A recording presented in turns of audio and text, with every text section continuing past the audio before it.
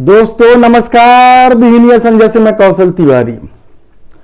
जिसके पास होगी लाठी वही भैंस ले जाएगा कि इस दौर में क्या कुछ हो रहा है, यह आप समझने सुनने को इसलिए तैयार नहीं हैं क्योंकि आपने यह तय कर लिया है कि यह देश हिंदुओं का देश है, इसमें बाकी धर्म के लोगों के लिए कोई जगह नहीं है।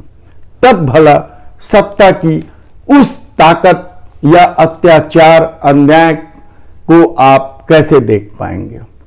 सवाल ये नहीं है कि आप क्या देख रहे हैं, सवाल ये है कि अब देश की सबसे बड़ी पार्टी ने 2024 के चुनाव को जीतने की तैयारी शुरू कर दी है और इसके लिए साम दाम दंड भेद सभी तरह का खेल शुरू हो गया है। आप पेगासस को भूल जाइए, वह भेद का खेल था। आप नोटबंदी को भी भूल जाइए, वह भी भेद का खेल था। आप रुपये जमा करते रहे और सारी जानकारी सरकार के पास पहुंच गई कि कौन कहां से कितने रुपये जमा कर रहा। यह एक जानकारी इकट्ठे करने का तरीका था, क्योंकि सत्ता जो कहती है उसके विपरीत सब कुछ होता है। न तो आतंकवादी खत्म हुआ और न ही काला धन। तब सवाल यह था कि नोटबंदी क्यों किया गया और ऑपरेशन लोटस जिस तरीके से इस देश में चलाया जा रहा है, यह दाम का खेल है। और झारखंड के 3 विधायकों के पास मिले रकम के बाद जिस तरह की बातें सामने आ रही, वह तय हो चुका है कि या तो आप खरीद लिए जाएंगे या फिर आप जेल में डाल दिए जाएंगे। हम उन 9-10 लाख लोगों की बात नहीं कर रहे हैं जो यह देश छोड़कर जा चुके हैं अपने करोड़ों अरबों रुपए लेकर। वह क्यों गए, यह एक अलग प्रश्न है। इस पर जांच होनी चाहिए, लेकिन जांच कौन करे? सारे लोग कह रहे हैं, अब तो भाजपा के मंत्री राजनाथ सिंह और नितिन गडकरी तक कह चुके हैं कि यदि एक वर्ग की उपेक्षा इसी तरीके से चलती रही तो यह देश डूबने से बच नहीं पाएगा। लेकिन उन दक्षिणपंथी ताकतों से कौन बहस करे, उन्हें कौन समझाए? तब सवाल यह है कि क्या सुप्रीम कोर्ट को ईडी की ताकत पर मुहर लगानी चाहिए थी? यह सवाल भी भूल जाइए, क्योंकि वह सुप्रीम फैसला है। यानी अब कल प्रवर्तक निदेशालय ने संजय राउत को गिरफ्तार कर लिया। ऐसा चलता रहेगा। सबसे ज्यादा छापेमारी ईडी ने इसी दौर में की है और एक एक करके सारे लोग जेल में चले जाएंगे जो सत्ता के विरोध के स्वर के रूप में खड़े होंगे। क्या इस तरह का खेल हो रहा है?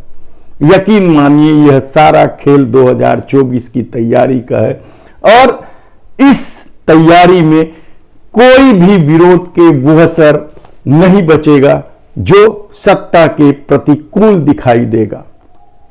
कांग्रेस 5 अगस्त को महंगाई के खिलाफ या महंगाई के मुद्दे को लेकर जबरदस्त प्रदर्शन पूरे देश में करने वाला है। लेकिन क्या सिर्फ एक दिन के प्रदर्शन से सत्ता झुक जाएगी? वह तो कारपोरेट को छूट दे देकर और आम लोगों से खून निचोड़ने वाला टैक्स वसूल कर अपना खजाना भर रहा है, राजकोषी घाटा खत्म कर रहा है, अपनी रहीसी बरकरार रखने की कोशिश कर रहा है। तब भला एक दिन के आंदोलन से क्या होगा? सवाल बहुत से हैं, क्योंकि आम आदमी त्रस्त है और वे आंदोलन नहीं कर सकते। उन्हें तो अपने परिवार को देखना है, अपने पेट को देखना है और दुनिया भर की जो दिक्कतें हैं उसके लिए उसे संघर्ष करना है। लेकिन विपक्षी दल यदि दबाव में आ जाए सत्ता से डरने लग जाए तो फिर सत्ता की मनमानी चरम पर होती है। दूसरी तरफ छत्तीसगढ़ में कर्मचारी आंदोलनों का जो हश्र हुआ वह भी हैरान कर देने वाला है। वे लोग भी आंदोलन से वापस या स्थगित करने की घोषणा कर दी है, जिन लोगों ने अनिश्चितकालीन धरना की घोषणा की थी। अधिकारी कर्मचारी फेडरेशन ने तो कहा है कि हम 22 अगस्त से अनिश्चितकालीन धरना देंगे। एक एक कर्मचारी अधिकारी शासन के रवैये को लेकर नाराज है और वे 22 अगस्त से अनिश्चितकालीन धरना में जाने की घोषणा कर चुके हैं। उनके 5 दिन का वेतन कट चुका है।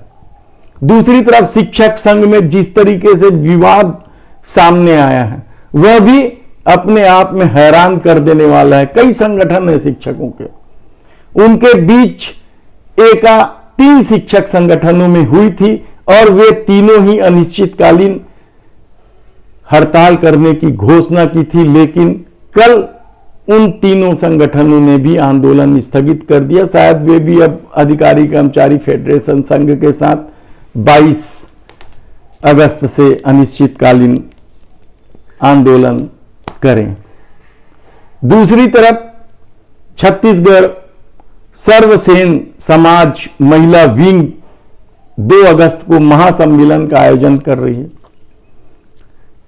पत्रकार वार्ता में इसकी अध्यक्षा मोना सेन ने कहा कि इस दौरान विचार विमर्श होगा कि समाज की महिलाओं की तरक्की कैसे हो और जो प्रतिभाशाली महिला और बच्चे हैं उन्हें सम्मानित किया जाएगा।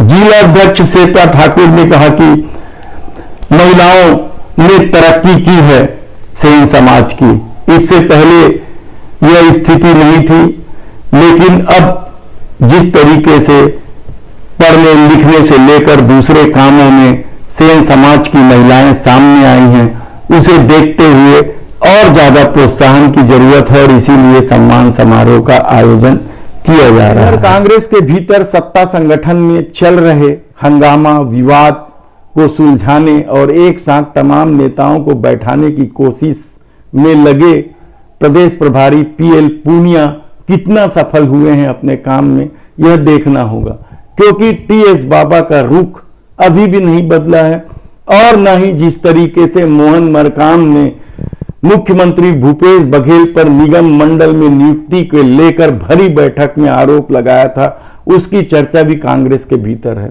तो जिस तरीके से क्या टीएस बाबा से पंचायत विभाग ले ली गई, उसी तरीके से क्या मोहन मरकाम के भी पर कतरे जाएंगे, सवाल बहुत से हैं।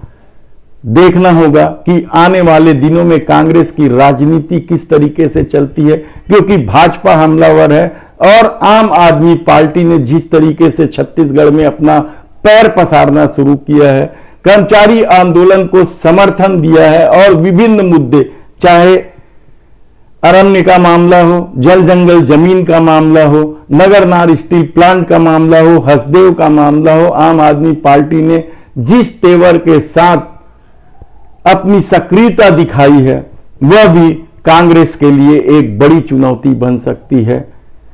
धन्यवाद।